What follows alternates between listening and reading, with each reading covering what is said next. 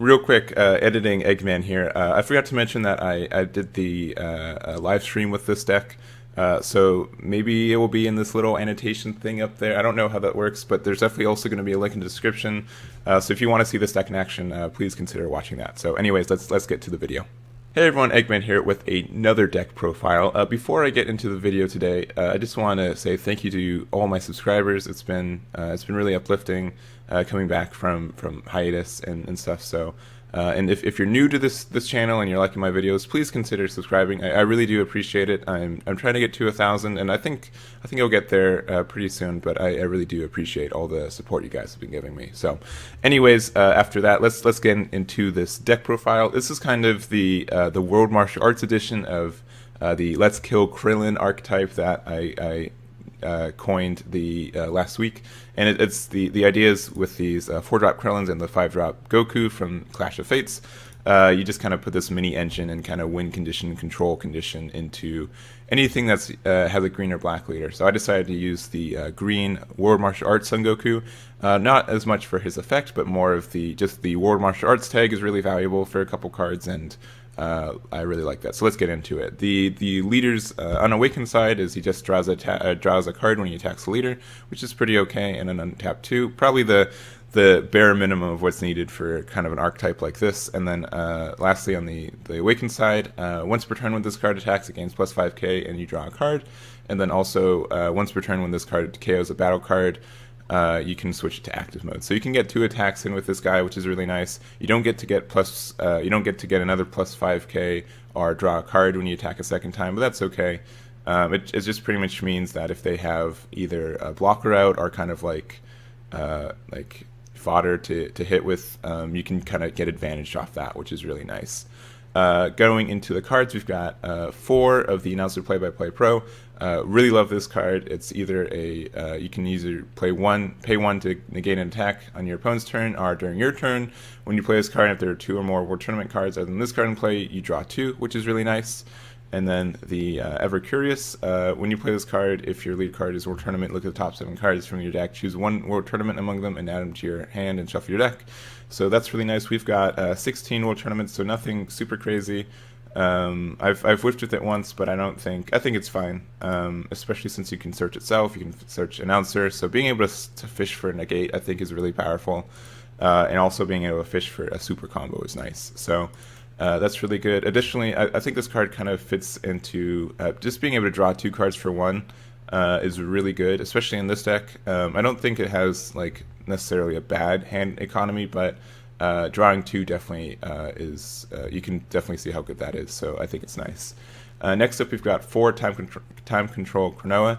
This could be really any of the 1-drop black cards that draw a card, but I'm choosing Cronoa just because people are playing with Broly a lot right now, and I think it's a really big counter to Shigesh, which I think is really nice. But yeah,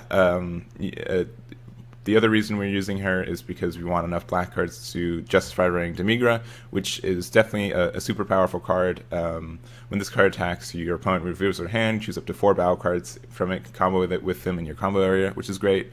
And it's triple strike and it's dark overwhelm, so that's why we need the black cards for it. But also, if for whatever reason you don't win with this card, it stays on the field too, which is really nice. So there is that. Next up, we've got Trading Blows Son Goku. I really like this card, and I'll use any excuse I can to use them. So when you play this card, if your leader card is a World Tournament and your opponent has 5 or more cards in their hand, your opponent chooses 1 card in their hand and places it in the drop area. So really good for just kind of hitting their hand, which is nice. We have 2 newfound powers on Gohan.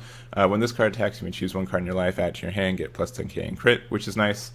I think he's good, and he's helps for self-awakening and applying some pressure. I'm not sure where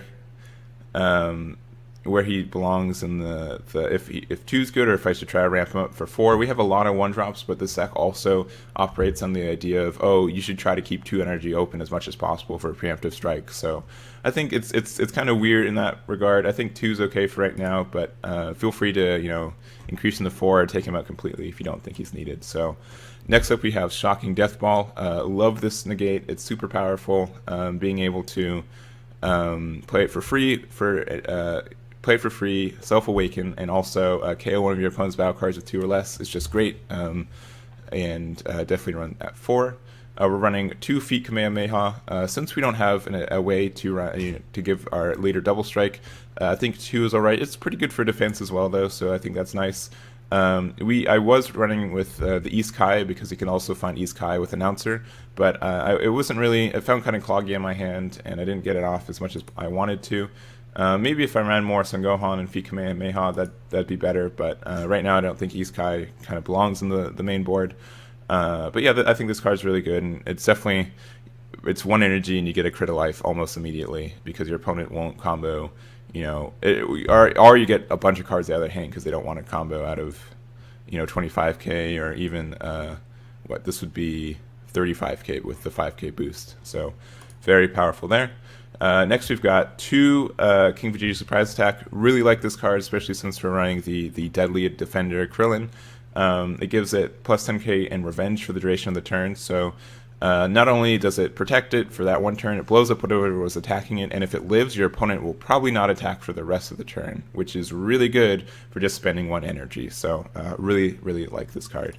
So I don't know, I might even run 3 King Vegeta Surprise Attack, maybe take out Feet Kamehameha. I like this card and it's really fun, but it doesn't really do too much right now, and yeah, I'm not sure what the correct ratio is, but I'm running with 2 and 2, and it's been feeling fine, so definitely recommend this as a starting point for that. Next we're running 4 Fledgling Duo Son Gohan. It just reduces the energy cost of Krillin in your hand by 1. I think he's really important for matchups that are kind of aggressive, and when you really need these Krillins out on turn 3. So that's really good. Additionally, if with the untap 2 leaders, if you play this on turn 3 and then untap 2, you can play a Krillin on for the rest of your energy. If you're in like an emergency, you have to get Krillin out situation. So I think that's really good. I don't know if running 4 is the right amount. He's really good for combo fighter energy, but definitely not probably one of the weaker cards in the deck right now. We got the Chi-Chi Super Combo. She's World Martial Arts in green, which is nice, just for our synergies. You can find it with Announcer Ever Curious, so good there. We've got 3 Preemptive Strike. I took it down from 4 because 4 kind of felt really cloggy, but still really like this card, kind of the basis of this whole control deck of just having 2 energy up and then your opponent being afraid to play anything because they might lose energy for playing it. So I think that's really good.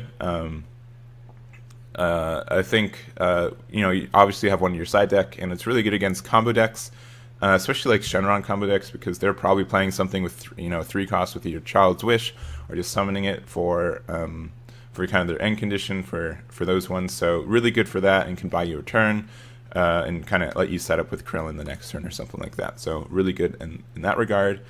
2 of each of the Krillins. Deadly Defender one I think is definitely my favorite. The only thing with him is that you don't really want to play him until you're awakened, just so you get the benefits of that. And without having him out, or with having him out, it's hard to get yourself awakened with the current setup. And then Fledgling Duo Krillin is also really good. He gets to KO anything. Like he doesn't have an energy restriction or a power restriction. It's just anything, which I think is crazy. And that's really good. And then also, finally, we've got Final Showdown Son Goku, just being able to KO anything with barrier and coming out for free when Krillin comes out. Like that's really preferred, because you're like, okay, I get to play him in a controlled environment where I know that I want to blow something up. So just very good in that regard. The last card I didn't. That's the 50 card deck. I was also thinking about Awakening Rage Son Goku. This card's really good in the sense that I noticed that in a lot of games, I was really good at blowing up the big boys, but they'd have like a bunch of 1-drops on the field. I couldn't do anything about it. So I think he's really good. Just because he clears the field, he'll have triple strike, and you can play him you can cheat him out for 5 if you have the 5-drop out. But on the other hand, this deck doesn't really like tapping out. It has a bunch of 1-cost extra cards and stuff you can do for 1 cost, and so playing, going all in can be kind of dangerous. So I'm not running him right now, but feel free to kind of include 1 or 2 if you think that you really like him in the deck. Or for whatever reason, if it's on turn 5 and you're not awakened, definitely play him so you can, untap to when you would be awakened. But all in all, really, really fun, solid deck. I definitely recommend trying this one out as well. I really do like the World Martial Arts. I like being able to run Demigra and all these fun, cool cards. So yeah, let me know what you guys think about it in the comments below. Like the deck if you like it. Dislike it if you no wait, don't never dislike, bad. And subscribe if you want to see more deck profiles like these. So thank you guys so much, and I'll catch you all next time.